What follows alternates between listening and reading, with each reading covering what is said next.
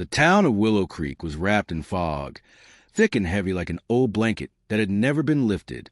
Every street was silent, every window dark.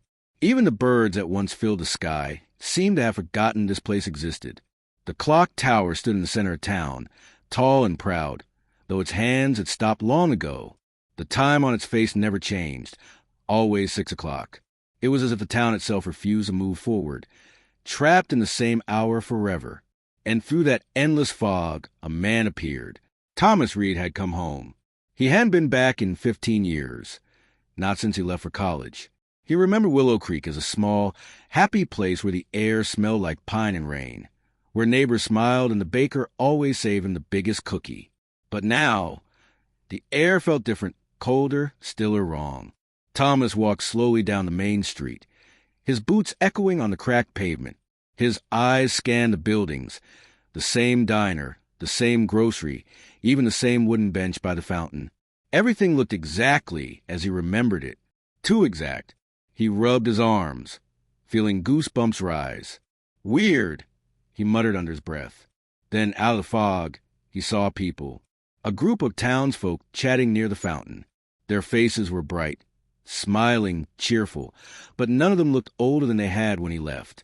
There was Mr. Dalton, the mailman, Mrs. Langley from the bakery, even the same kids who used to chase each other around the square.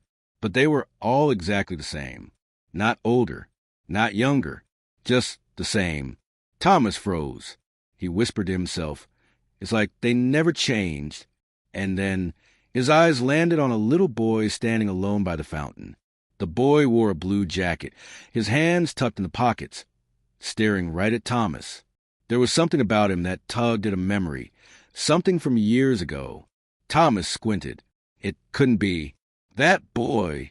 The same round face, the same light hair, the same jacket. He had seen that kid before, 15 years ago. The same kid who used to play marbles by that same fountain. Thomas blinked, trying to shake off the thought. But when he opened his eyes again, the boy was still there, smiling faintly. Thomas took a step forward. "Hey, kid," he called out. The boy didn't answer. He just kept staring. And then everything stopped. The fountain's water froze midair. The townspeople stopped moving. The fog hung still like a painting. Even the sound of Thomas's own breath seemed to fade into nothing. He spun around, eyes wide, heart pounding. "Hello," he shouted. No answer.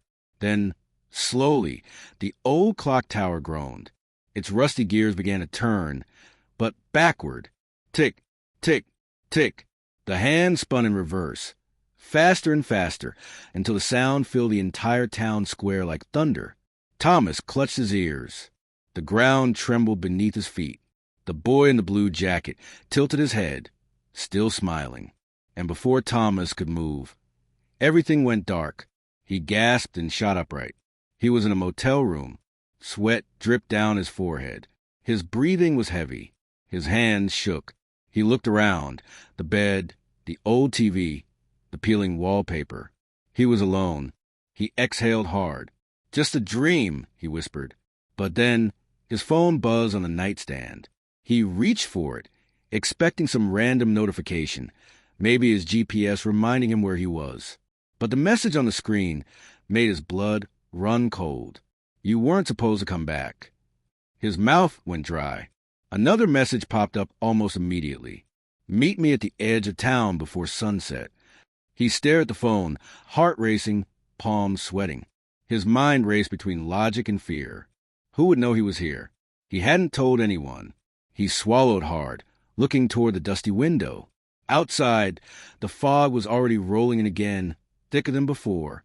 He turned off the phone and sat still, listening to the faint ticking of the motel clock. But the sound didn't come from the clock on the wall. It came from outside, from the tower, and it was ticking backward. Thomas left the motel before noon. He needed answers, and fast. The town looked peaceful in daylight, but there was something off about it. The air smelled old, like the world had stopped breathing. People walked by, smiling too much, talking too sweetly.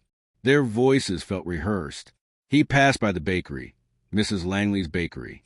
The same wooden sign, same pink curtains. For a moment, he almost smiled. Maybe things weren't as bad as he thought. He stepped inside. A bell jingled above the door. Just like it used to, the warm smell of bread and sugar filled the air, pulling at his childhood memories. Behind the counter stood Mrs. Langley. Her kind eyes lit up when she saw him. "Tommy, my goodness, it's been ages." Thomas froze. She looked exactly the same. Not older, not even a new gray hair. She hadn't aged a single day. He tried to smile. "Hey, Mrs. Langley, you remember me?" "Of course I do," she said cheerfully, wiping her hands on her apron.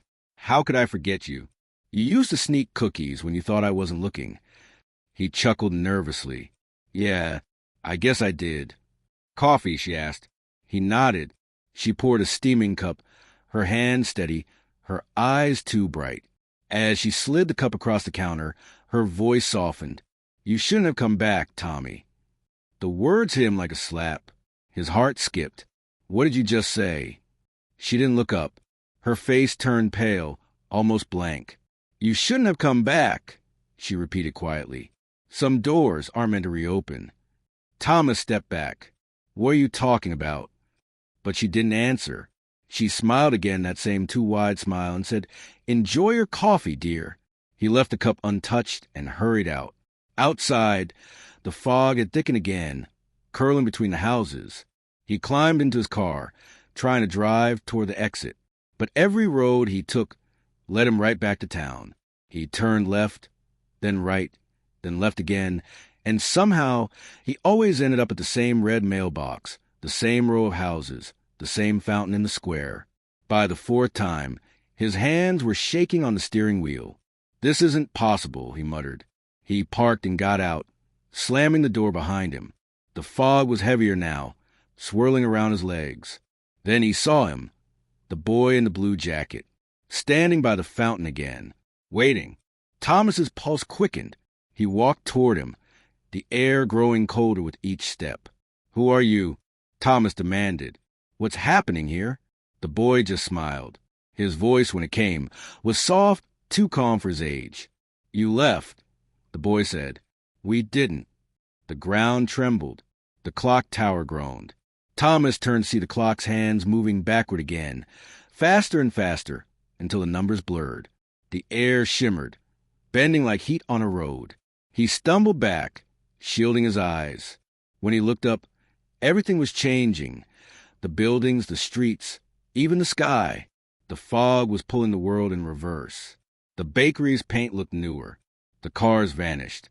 A young Mrs. Langley waved from the window, her face glowing. Thomas's heart pounded. He ran inside a shop and caught his reflection in the glass. He froze. His hair was darker, his face smoother. The scar on his chin gone. He was getting younger. He stared, trembling, as his reflection smiled back. But he wasn't smiling. Thomas stumbled back from the window, his breath catching in his throat. His reflection, younger, smiling, alive, wasn't copying his movements anymore. It tilted its head. Then it blinked. He froze. "No!" he whispered. The reflection raised its hand slowly, pressing its palm against the inside of the glass. The surface rippled like water.